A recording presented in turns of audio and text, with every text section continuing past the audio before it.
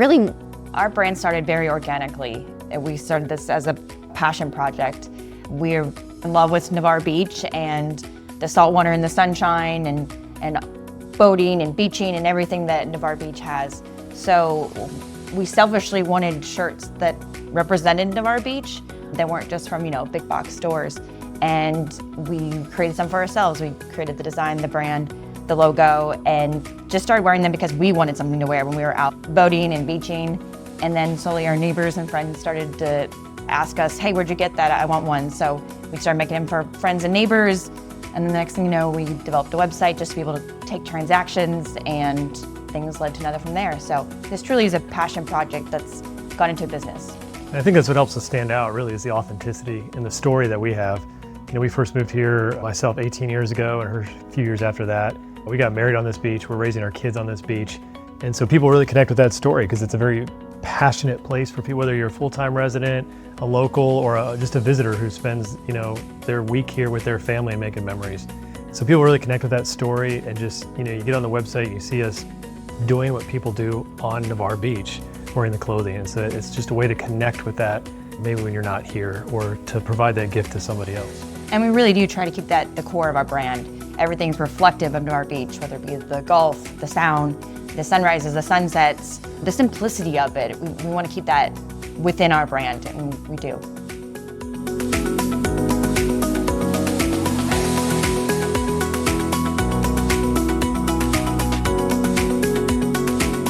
So something we learned early on, it was like just friends and neighbors. And early on, we bought a used Cricut, like something, arts and crafts off of Facebook Marketplace during COVID. And that's how we made our first shirt, with an ironing board and a Cricut and probably some mimosas on, a Saturday morning. And I'm like, man, I can't really, in good conscience, sell a product that I made in my living room with a Cricut. It needs to be a higher end thing.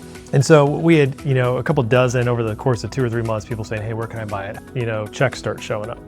So we sent that out to a couple dozen people that asked, and crickets doesn't describe it. We got no feedback. And, I was like, I guess people just want it. And Misty Rae, being in marketing, said, well, no, because it wasn't authentic. Like, if we're gonna do this, we gotta do it the right way. And so we kind of stepped back, figured out, decided, well, if we're gonna do this, again, let's do it the right way, let's put some money towards it. So that's where, we bought the website, we built the website, and then we got with a local screen printing company, and we actually ordered inventory. And when I sent that out a second time, that's when everything started showing up. That's when people started, putting orders in, and then they started requesting other things. And so we learned early on that if you're gonna do it, you gotta be authentic. And there's a difference between working smarter and just taking a shortcut. You gotta be authentic. People don't want just another, tourist gimmick. They wanna feel part of the story. So that was really a lesson we learned early on. I'm glad we learned it when we did, because now every time we do something, we're like, is this authentic? And do we need to put in more time or resources to make it authentic? And if the answer is yes, then we step back and we make sure we do it right the first time.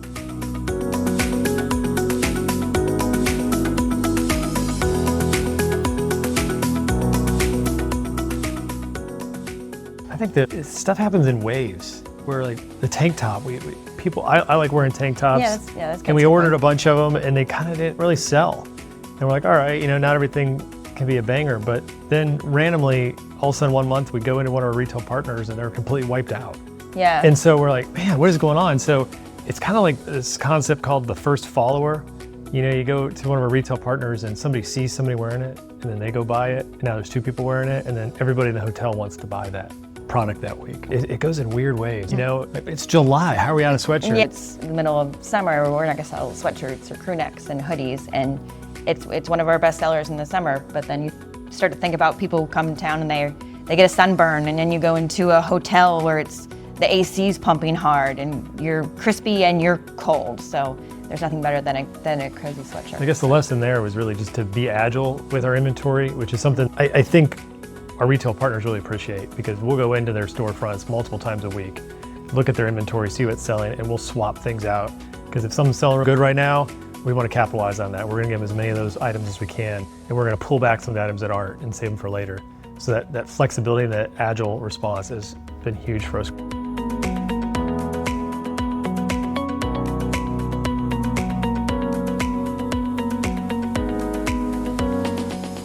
Well, we're both obviously very involved. I'm full-time now with Nav Beach and our day-to-day operations.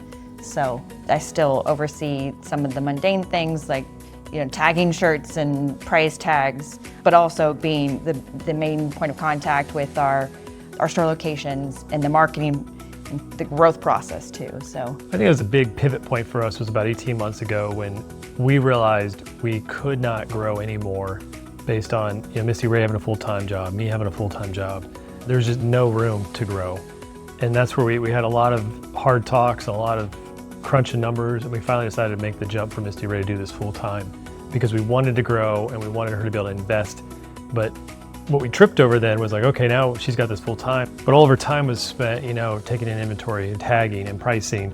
And so we still weren't getting that growth opportunity we wanted. So it took a lot for Misty Rae to kind of step back from that and delegate that out and get employees on board to take care of that day in and day out task so that she could focus on the growth and could focus on forging new partnerships and retail spaces and going to, conventions and expos to find new product lines. So that was really the pivot point, is like, we cannot grow if we don't learn how to delegate. And then the second part of that is the way we kind of monitor that is we learned early on is that the feedback loop nowadays is instant. And so we keep it very, very plugged into that. Any comments we get, any posts we get, we immediately send to our phone so we can stay on top of it. Because if something we've delegated is getting bad feedback, we want to correct it right away. But we've noticed that we're so blessed with the employees we have, so blessed that they just do an excellent job, that we haven't had that. So we can slowly let out more and more line and delegate more and more tasks to free up mostly Misty Rae's time to focus on some bigger picture stuff that we're trying to expand into.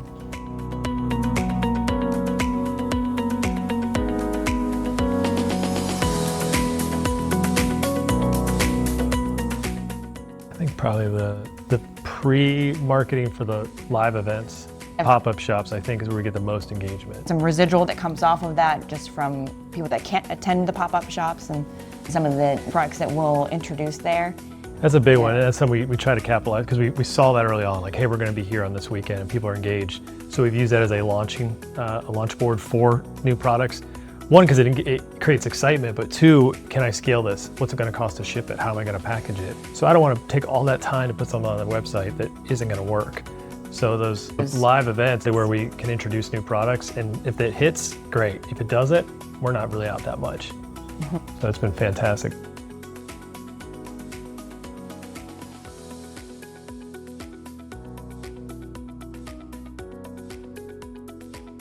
Infuriating? No, that's completely untrue. No, I think we work great together because I could be so micro and he could be so macro. Both of our strengths are, pretty specific and they work good together. I mean, I'm more of the creative, he's more of the nerd, the logistics and the spreadsheets. So we really balance each other. I think where we do butt heads occasionally is we're both so passionate, not just about Navarre Beach, but this thing that we've built. It's like a child to us.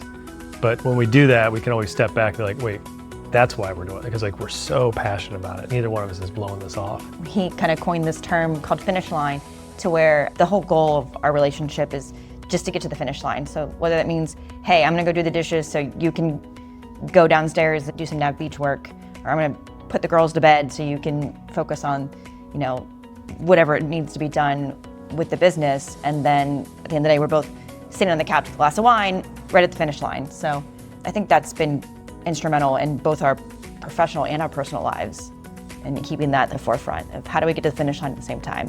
What does that mean I have to do to make sure that we're there?